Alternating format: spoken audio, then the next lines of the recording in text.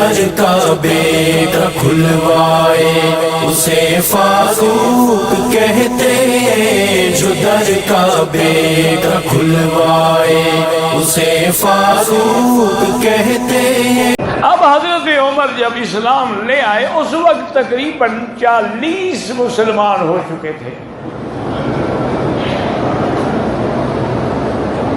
جب نماز کا وقت آیا تو حضرت عمر نے کھڑے ہو کے عرض کیا کہ یا محمد صلی اللہ علیہ وسلم،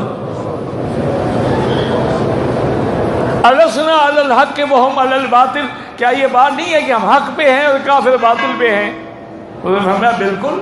تو انہوں نے کہا یہ عجیب بات ہے، تو عبد اللات والعزیٰ، لات و عزیٰ کی عبادت کھلے کعبے میں کی جائے، اب اپنے اللہ کی عبادت نہ کریں۔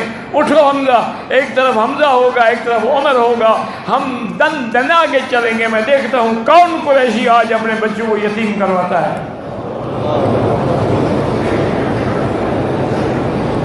حضور جلد میں جا رہے ہیں، صحابہ ذکر اللہ کر رہے ہیں، ہر طرف خوشیاں ہی خوشیاں ہیں۔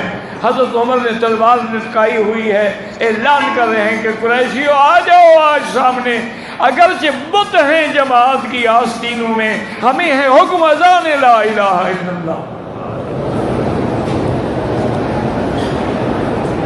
حضرت عمر کے آنے سے اسلام کی پابندی اتنی ہٹ گئی کہ اب مکے میں کھلی ہوئی عبادت ہونے لگی۔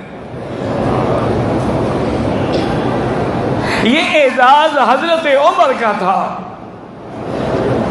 رضی اللہ تعالی عنہ وارضاہ۔ ویڈیو کے نیچے سبسکرائب کے بٹن پہ کلک کریں، بیل کے آئیکن پہ کلک کیجیے تاکہ ہر نئی ویڈیو کی نوٹیفکیشن